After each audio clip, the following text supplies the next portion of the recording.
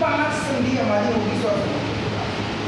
तो याद करने का तरीका मैंने आपको बताया कि यण आया गुण और वृद्धि को साथ लेकर बड़े भाई के घर या बड़े से ज्यादा होगी कौन सी होगी दीर्घ संधि और आया का मतलब होगा अयान संधि।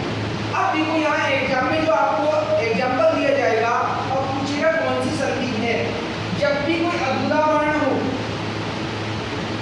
और उसके आगे ये वे वे और बाकी ले इनमें से कोई सा वर्ण होगा तो वहां पे संधि कौन सी होगी आपकी जड़ संधि।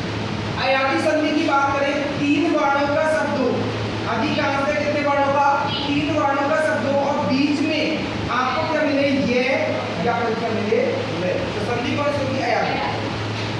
गुण संधि की बात की जाए तो दूसरे या तीसरे वर्ण पर आपको ए या ओ की मात्रा मिले या शब्द के लास्ट में आपको ऋषि का साउंड हो या ऋषि की ध्वनि आए तो संधि कौन सी होगी आपकी गुण संधि। वृद्धि संधि की बात की जाए तो दूसरे या तीसरे वर्ण पर इसकी ऐ की और औ की मात्रा होगी तो वहां कौन सी संधि होगी वृद्धि संधि। नेक्स्ट बात की जाए दीर्घ संधि की तो शब्द के बीच में क्या हो आ बड़ी बड़ा ऊ और बड़ी ये हो तो हमारी कौन सी होगी दीर्घ संधि।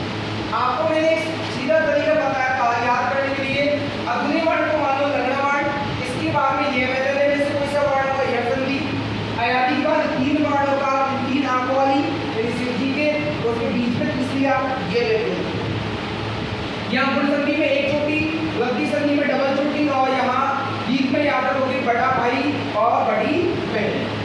इसके बाद व्यंजन संधि की बात की जाए तो व्यंजन संधि का सबसे पहचान का तरीका ये है कि जब भी विच्छेद करोगे तो आपको एक साइड यानी यहाँ पर जो भी विच्छेद किया जाएगा विच्छेद में एक साइड आपको क्या दिखाई देगा व्यंजन वर्ण दिखाई देगा। क्या दिखाई देगा व्यंजन दिखाई दे तो समझ लो कौन सी संधि होगी व्यंजन।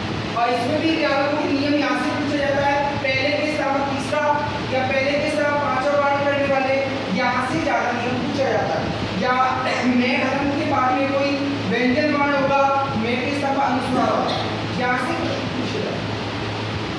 विसर्ग संधि की बात की जाए पहचान की तो विसर्ग संधि में आपको प्लस से पहले क्या दिखाई देगा विसर्ग दिखाई देगा और जो भी परिवर्तन होगा इस विसर्ग के स्थान पर होगा। ठीक है ये संधि का आपको पहचान